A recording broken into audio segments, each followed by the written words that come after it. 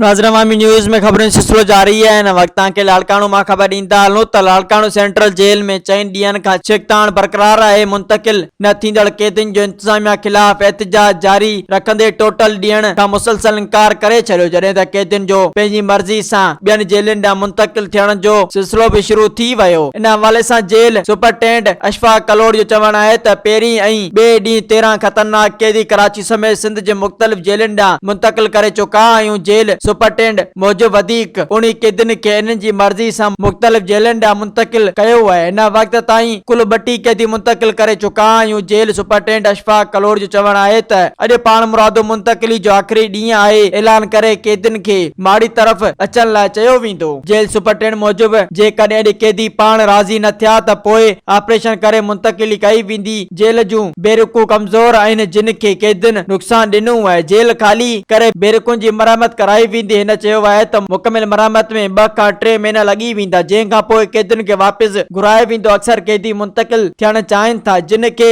50 खां 100 इंतशारी कैदी रोके वेठा आहिनि। सेंट्रल जेल में मौजूदा कैदियुनि जो अंग 900 आहे। मजीद खबरों और तफसीलात के लिए विजिट करें हमारी वेबसाइट www.awamiNewsHD.com।